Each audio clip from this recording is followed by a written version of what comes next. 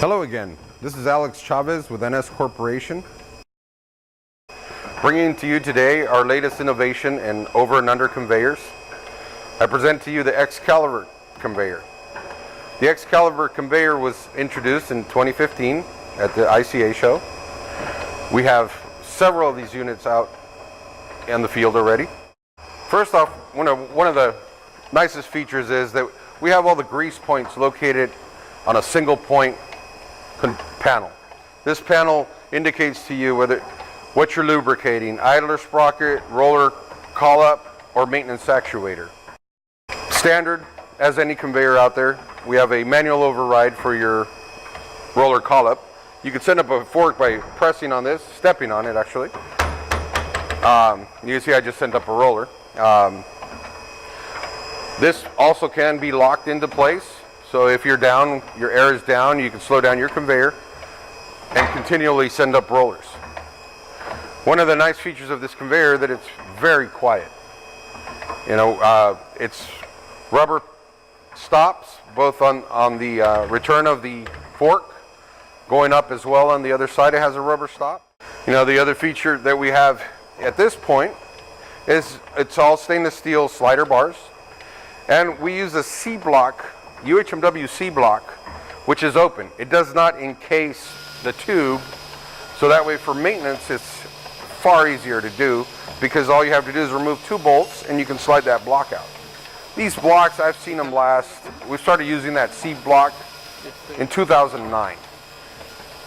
Rarely have we heard of anybody changing them out, because most people, what they'll do is when they start wearing out, they take out 2 bolts, pull it out, slide it off to the side, rotate it, put it in. And you can stagger them out. It's like rotating your tires. And then you can get long lifetime out of these. The other thing that this unit has is it's all stainless steel hardware. You can see throughout, all hardware fasteners on the plastic itself, everything is stainless steel.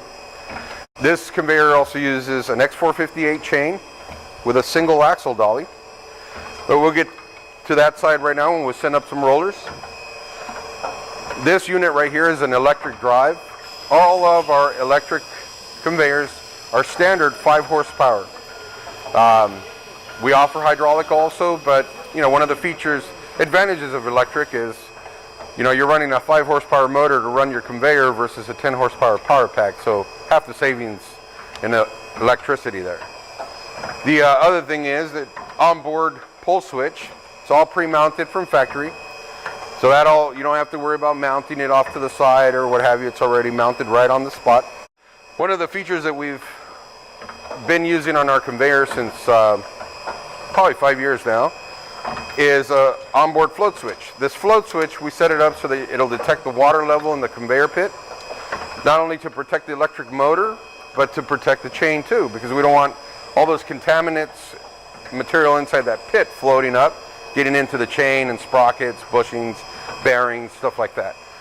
So it's a standard also on a hydraulic conveyor. So when you lift this up right now, you can see that there's a red beacon over here that's lighting up. You can see that.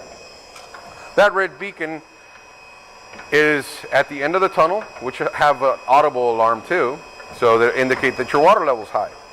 We like to emphasize safety of the equipment, safety of personnel. We also have round UHMW tire guides. It's standard to have them on both sides for our systems, and we like and prefer the round shape, because what we do is when we wear out a 1/4 inch flat on one side, we can just take the hardware out, rotate it, reinsert the hardware, and you can wear it out another 1/4 inch on that other side. Typically about 30 degrees is what you're going to rotate it. And we've had people that have rotated them 3 times already, and what they'll do is typically the entrance section is what gets worn the most, the first 10 to 20 feet. They'll take those worn pieces, move them down the line, and bring fresher pieces up to the front. One of the other things on this conveyor is the door is all rubber. It's a small gap opening there for the roller to come up. We're using, like I said, a single axle dolly. We'll send up a roller right now. That roller will not go up unless the roller location switch allows it to. we also put that on there as the counter of how many rollers you're sending up. So we've got a couple rollers up there.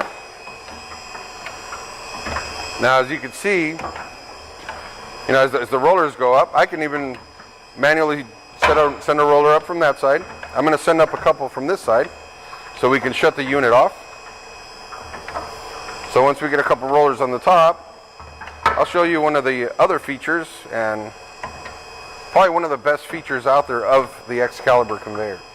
Things with conveyors in the industry is that you either use air tension, which air tension is dependent on pneumatics. So if you lose your air compressor, your conveyor is down. What we've done is we've tried and tested pneumatic tensioning systems, and what we've used and gone back to is a spring tension. Spring tension has been around for probably longer than I've been alive on conveyors. But what we've done is, in the past, with spring tension, what you have to use to compress the chain was a come-along. So what we've done is incorporated a 2-ton screw jack down here, which you'll see in a minute, and you can actuate that with any regular drill with a 3/4 inch socket on it, and just insert that in there. And as you can see, once it bottoms out, it'll start compressing the spring. And that is a 1,600 pound spring, but like I said, the jack is a 2-ton. So we say under 60 seconds, but it's under 30 seconds. You can compress the spring. Once you compress that box, with the Excalibur conveyor, you have a 2.5 inch top deck gap, which allows the rollers, single axle rollers, to come up, and you can work on the top. You can change rollers, remove links. So once you're done with that, and I mean you can do that on the bottom, but it's more convenient to do it on the top. Once you're done with that, all you got to do is set the drill in reverse. Actually, of course, reconnect your chain. Go the opposite direction, and as you can see, the slider box is moving. The screw jack is actually releasing that spring tension.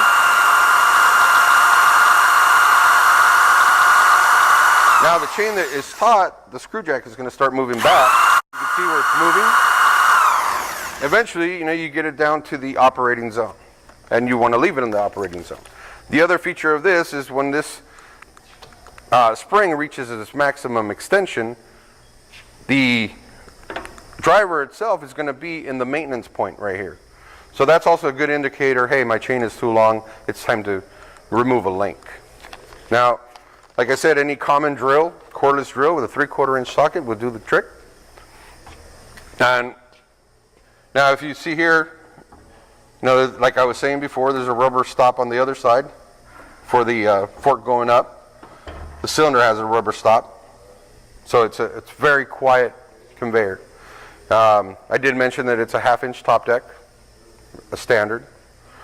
This is the electric drive and the 5 horsepower, which is a standard, like I said, for all conveyors, with a Hiko gearbox. And it's a 5/8 steel mounting plate. And as you can see, it's a very clean, very easily to access conveyor. The axis is all there. The rollers you can work up on top, all stainless steel hardware. And the neatest feature is, the jack, and then the simplicity of the design in the box itself. That you can replace the C blocks without disassembling the whole thing. You can take out the sprocket with just removing 4 bolts. Now that you can compress the spring back, gives you all that room, compress that spring in 30 seconds. You can remove 4 bolts, pull out that shaft and sprocket, put in a new one, and you're back in business.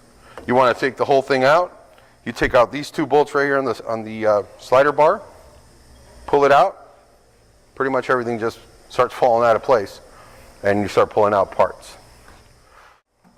And you can visit us at nswash.com for more information